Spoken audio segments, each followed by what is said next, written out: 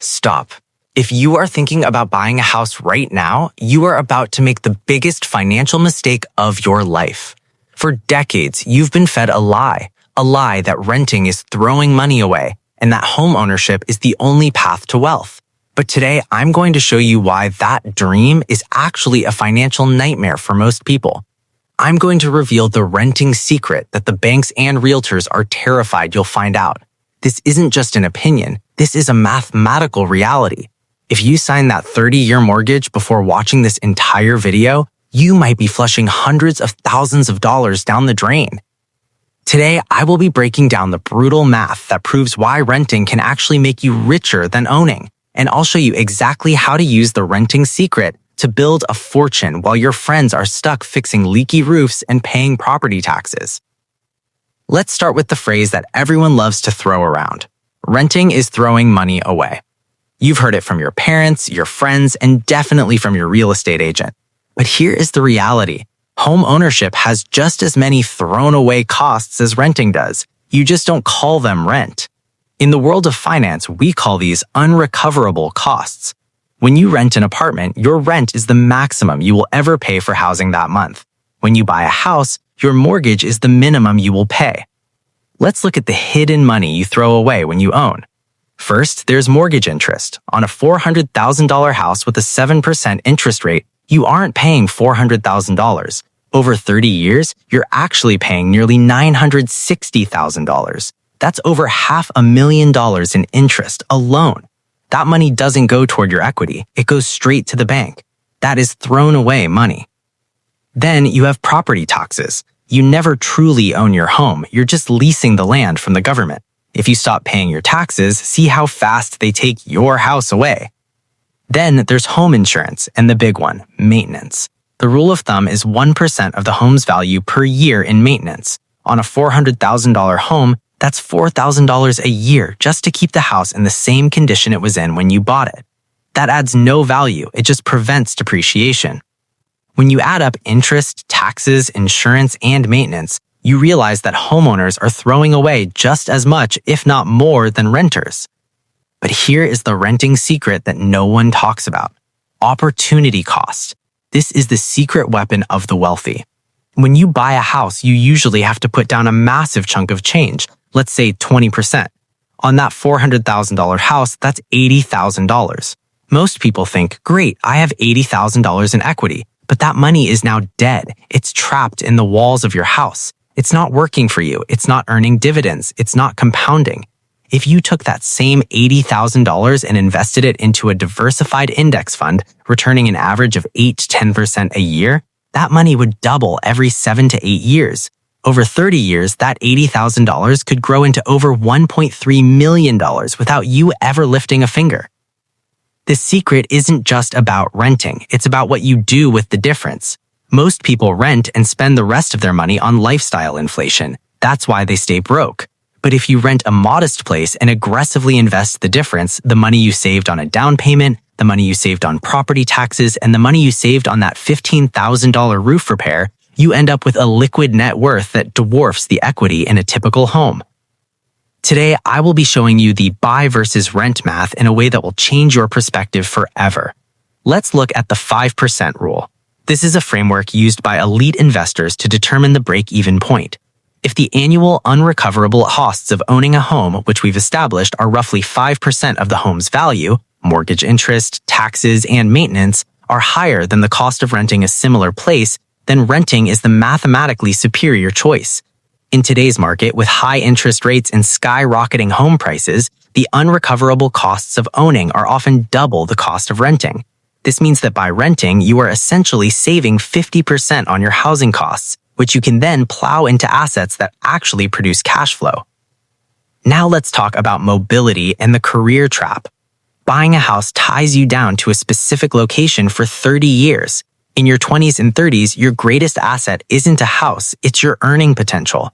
If a job opportunity opens up in another state that pays $30,000 more a year, a renter can pack their bags and leave in 30 days. A homeowner is stuck.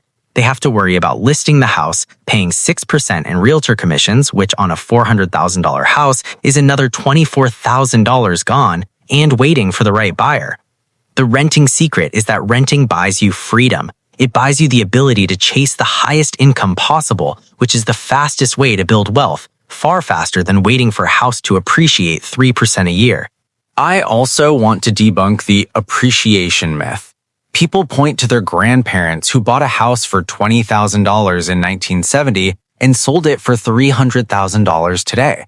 They think, wow, what a great investment. But they forget to account for inflation. $20,000 in 1970 is worth about $160,000 today. When you factor in 50 years of property taxes, insurance, new roofs, kitchen remodels, and interest, they likely barely broke even or even lost money in real terms. When you invest in the stock market, the companies work for you. When you invest in a house, you work for the house. A house is a lifestyle choice, not an investment. An investment is something that puts money in your pocket every month. A house takes money out of your pocket every single month. So when should you actually buy?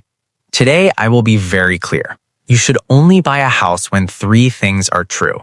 First, you plan on living there for at least 7 to 10 years to offset the massive closing costs and realtor fees.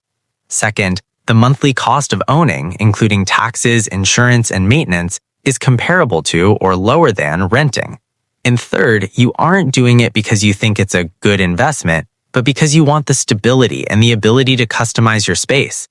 If you are buying because you're afraid of missing out or because you think it's the only way to build wealth, you are being manipulated by a system that profits off your long-term debt. The secret to true wealth is decoupling your housing from your investments. Rent where you live and own what you can rent to others.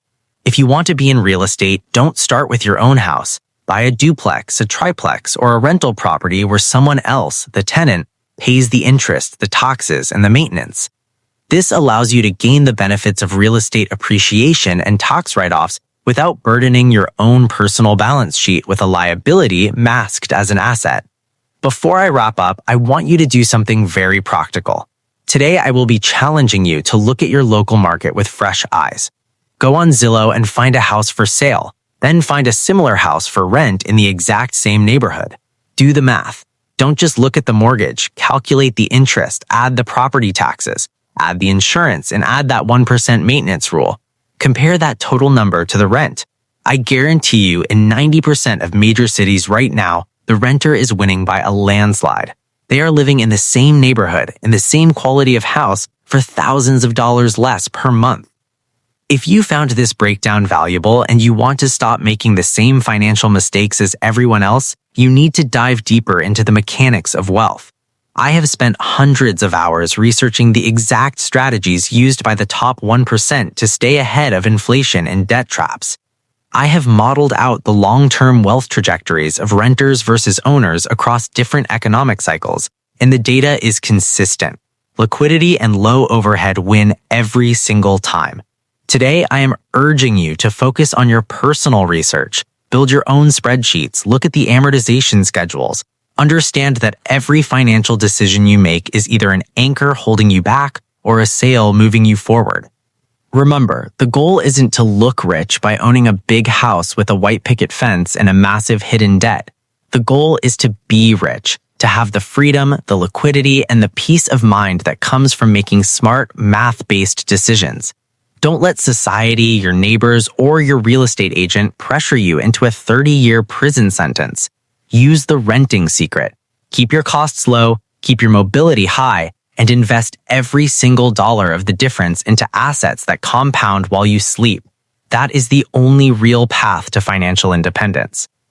Make sure you hit that like button if this video opened your eyes and subscribe so you don't miss the next breakdown where I expose more of the financial lies you've been told. I am dedicated to bringing you the raw data that the mainstream financial media refuses to discuss. Your future self will thank you for the courage to stay a renter while everyone else is rushing into debt. Stay smart, stay invested, and I will see you in the next one.